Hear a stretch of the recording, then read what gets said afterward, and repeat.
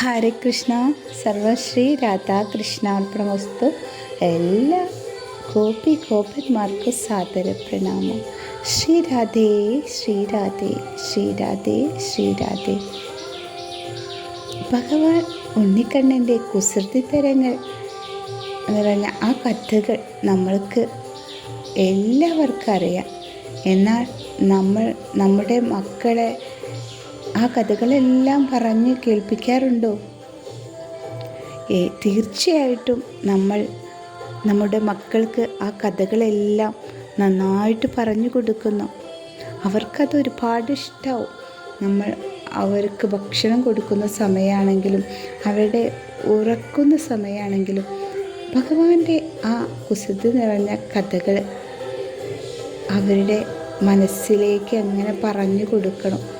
എന്നാൽ അവർക്കും നല്ലൊരു കൃഷ്ണപ്രേമം ജനിക്കും. ആ കൃഷ്ണനോടുള്ള ആ ഭക്തിപ്രേമം ഉണ്ടായാൽ ജീവിതത്തിൽ എല്ലാം ഉണ്ടാവും. മക്കളൊരിക്കലും വഴിതെറ്റി പോവില്ല. എൻ്റെയൊക്കെ കുട്ടിക്കാലത്ത് അച്ഛൻ ആ ഭഗവാന്റെ കഥകളെല്ലാം പറഞ്ഞു തരുമായിരുന്നു. അങ്ങനെ അത് കേട്ട് ഭഗവാനെ ഞങ്ങൾക്ക് ഒരുപാട് ഇഷ്ടമായിരുന്നു.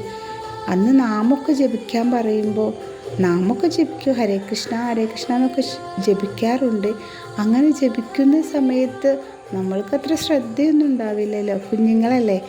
അപ്പോൾ അവിടെ അച്ഛനും എന്തെങ്കിലും വരുമ്പോൾ പലഹാരം കൊണ്ടുവന്നിട്ടുണ്ടോ അല്ലെങ്കിൽ ഏട്ടന്മാരെന്തെങ്കിലും കൊണ്ടുവന്നിട്ടുണ്ടോ അങ്ങനത്തെയൊക്കെ ശ്രദ്ധ അവിടേക്ക് ആയിരിക്കും. എന്നാലും ഭഗവാന്റെ മുന്നിലിരുന്നിട്ട് അങ്ങനെ ജപിക്കും. അനിയനും ഞാനൊക്കെ നാമം ജപിക്കാറുണ്ട്.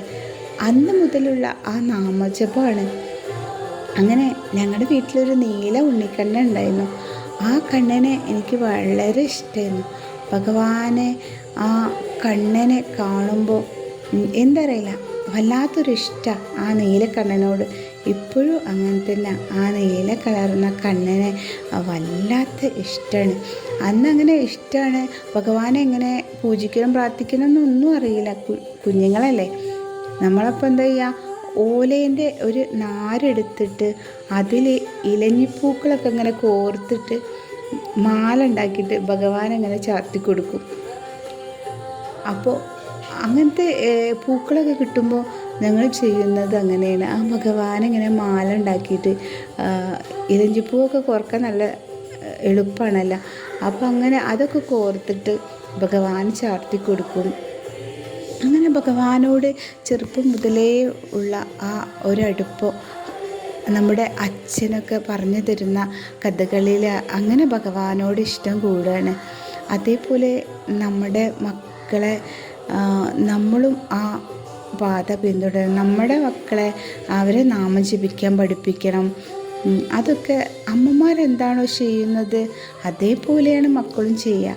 എൻ്റെ മക്കളൊന്നും പറഞ്ഞാൽ കേൾക്കില്ല, അവർ നാമം ജപിക്കില്ല എന്നൊന്നും പറഞ്ഞിട്ട് കാര്യമില്ല. നമ്മൾ ചെയ്യുന്നത് അവരെന്തായാലും ചെയ്യും.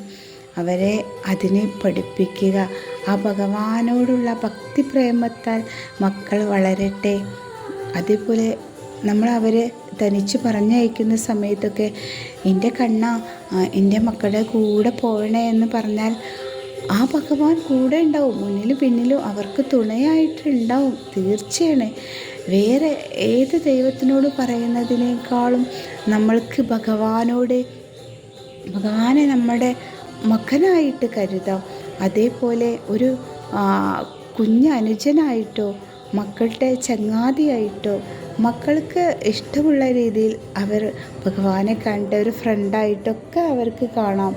നമ്മുടെ മകനായിട്ട്, നമ്മുടെ മൂത്ത മകനായിട്ട് എങ്ങനെ വേണമെങ്കിലും ഭഗവാനെ നമ്മൾക്ക് ആരാധിക്കാം. ആ ഭാവത്തിൽ നമ്മൾക്ക് ഭഗവാൻ ദർശനം തരും. തീർച്ചയാണ്. നമ്മുടെ മക്കളൊക്കെ പുറത്തേക്ക് അയക്കുന്ന സമയത്ത് എപ്പോഴും ഭഗവാന്റെ ഒരു തുണ കൂടെ ഉണ്ടാവണമെന്ന് പറയണം.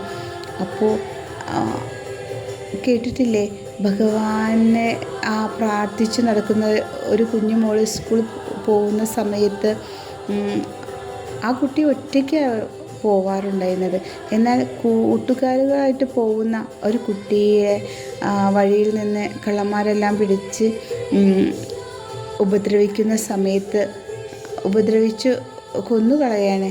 എന്നാൽ ഈ തനിച്ചു പോകുന്ന കുട്ടിയെ മുമ്പിലേ പോയത്.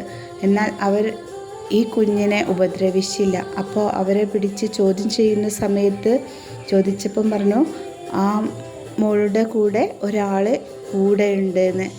അതാരായിരുന്നു? ഭഗവാനായിരുന്നു.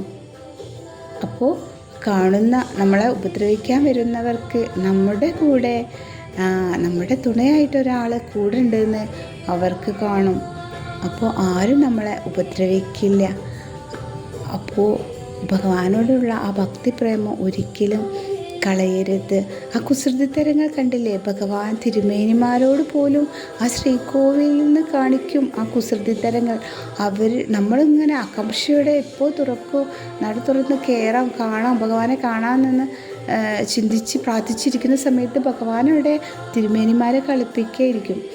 ഭഗവാന്റെ ആ പൊട്ടൊക്കെ വീഴ്ത്തിയിട്ടും പീലി വീഴ്ത്തിയിട്ടും അവരിങ്ങനെ യശോദാമ്മയെ പോലെ ഭഗവാനെ ഒരുക്കുന്ന സമയത്ത് ആ ഭഗവാൻ കുസൃതിത്തരങ്ങൾ അവിടെ കാട്ടായിരിക്കും, നേരം വൈകിപ്പിക്കും.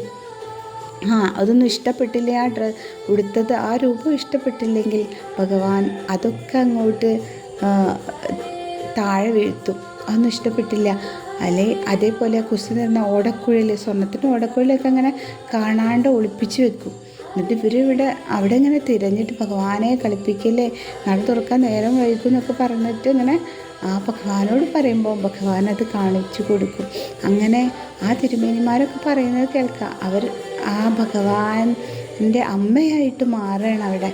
അണിച്ചൊരുക്കി സുന്ദര കുട്ടനായിട്ട് നമ്മൾ കാണുന്നത് ആ അമ്മ പോലെ അവർ ഒരുക്കി നിർത്തുന്ന ഭഗവാനെയാണ്. അപ്പോൾ എല്ലാ കുസൃതിത്തരങ്ങളും എല്ലാവരുടെ അടുത്തും കാണിക്കും. നമ്മളാണെങ്കിലും പൂജാമുറി കയറി കണ്ണനെ ഒരുക്കുന്ന സമയത്ത് ഇഷ്ടപ്പെട്ടില്ലെങ്കിൽ അത് ഇങ്ങനെ വെച്ചാലും ശരിയാവില്ല, ഒക്കെ താഴേക്കിടും. അതേപോലെ ഇഷ്ടപ്പെടാത്തതൊന്നും കണ്ണനെ അന്ന് ഏത് രൂപമാണോ ഭഗവാൻ ഇഷ്ടിച്ച അത് തിരുമേനിമാർക്ക് തോന്നിച്ചിട്ട് ആ രൂപം വേണം അവിടെ. ചിലരൊക്കെ പറയും ഞങ്ങൾക്ക് ഉള്ളിലേക്ക് കാണൂല, ഭഗവാനെ ഗുരുവായൂർ പോയിട്ട് ഒന്നും കാണാൻ പറ്റിയില്ല, ഇരുട്ടായിരുന്നു എന്ന്. അങ്ങനെ ഒരിക്കലും സംഭവിക്കില്ല. നമ്മൾ ഭഗവാനെ നല്ലോണം പ്രാർത്ഥിച്ചു പോകുന്ന സമയത്ത് നമ്മുടെ അങ്ങനെ എല്ലാവരോടും അങ്ങോട്ട് തള്ളിവിടുന്ന സമയത്ത് നമ്മളെ മാത്രം ഇവിടെ ഇങ്ങനെ കൈ കൊണ്ട് തടഞ്ഞ് നിർത്തിയിട്ട് ഭഗവാനെ നല്ല കണ്ടിട്ട് പോയാൽ മതി എന്ന് പറഞ്ഞിട്ട് അവിടുത്തെ സെക്യൂരിറ്റിമാരങ്ങനെ അവരെ കൊണ്ട് ഭഗവാൻ കൈ ഇങ്ങനെ തടഞ്ഞുമ്പോൾ ആ നേരം അവിടെ നിർത്തിക്കും. അങ്ങനെയാണ് ഭഗവാൻ. നമ്മളെ നല്ലോണം പ്രാർത്ഥിച്ചു പോയാൽ നമുക്ക് എത്ര സമയം വേണമെങ്കിൽ ആ നടക്കരുതെന്ന്, എത്ര തിരക്കാണെങ്കിലും നമുക്ക് ഭഗവാനെ കണ്ടിട്ട് വരാം, നന്നായി തന്നെ കാണാം. ആ ശ്രീകോവിലിൻ്റെ ഉള്ളിലേക്ക് ഇരുട്ടൊന്നല്ല, നമ്മുടെ മനസ്സിനാണ് ഇരുട്ട്. നമ്മുടെ കണ്ണുകളിൽ ആ ഭക്തി ഉണ്ടെങ്കിൽ, നമ്മുടെ മനസ്സിൽ ആ ഭക്തി ഉണ്ടെങ്കിൽ ഭഗവാൻ നമുക്ക് തെളിഞ്ഞ് കാണാം. വെണ്ണ കഴിക്കുന്ന കണ്ണനായിട്ട്, രാധാറാണിയുടെ കൂടെ ഊഞ്ഞാലാടുന്ന കണ്ണൻ, പരശുരാമനായിട്ട്, ശ്രീരാമനായിട്ട്, അങ്ങനെ ഭഗവാന്റെ ഓരോ അവതാരങ്ങളായിട്ട് എല്ലാതും ആ ശ്രീകോവിലിൽ കാണാം. ഇനി മുതൽ ഹരേ കൃഷ്ണ നാമജപം നന്നായിട്ട് ജപിച്ചിട്ട് ഗുരുവായൂരിൽ പോകും. അപ്പോൾ ഭഗവാനെ നന്നായിട്ട് കാണാൻ സാധിക്കും. എനിക്ക് ഗുരുവായൂർ പോകാൻ ഒരുപാട് ഇഷ്ടമാണ്. ഏതൊരു അവസരം ഉണ്ടെങ്കിലും ഒരിക്കലും ഞാനത് ഒഴിവാക്കില്ല. അതേപോലെ എൻ്റെ കൂടെ വരണമെങ്കിൽ എല്ലാവർക്കും വരാം, ഭഗവാനെ കാണാം. ആർക്കെങ്കിലും വരണമെന്നുണ്ടെങ്കിൽ കമൻ്റായിട്ട് എഴുതോട്ടോ, അറിയിക്കൂ. ഇനി എന്തെങ്കിലും ഗുരുവായൂരത്തെ കാര്യങ്ങളൊക്കെ അറിയണമെന്നെങ്കിലും അറിയിക്കൂ, എഴുതി അറിയിക്കൂ. ഭഗവാനെ ഒരിക്കലും കൈവിടരുത്. ഭഗവാന്റെ കഥകൾ കേൾക്കുക.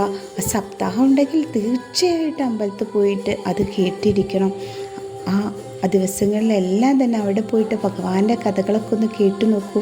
നമ്മുടെ മനസ്സും ശരീരവും ഒക്കെ അങ്ങോട്ട് ശുദ്ധമാവും. ആ ഭഗവാനോടുള്ള ഭക്തിപ്രേമത്താൽ നമ്മൾ ആനന്ദ നൃത്തം ചവിട്ടും. നമ്മുടെ ആഗ്രഹങ്ങളെല്ലാം ഭഗവാൻ അങ്ങനെ സാധിപ്പിക്കും. ആ ഭഗവാനോടുള്ള ഭക്തിപ്രേമം ഒരിക്കലും കൈവിടരുത്. എല്ലാവരുടെ കൂടെയും ഭഗവാനുണ്ടാവും.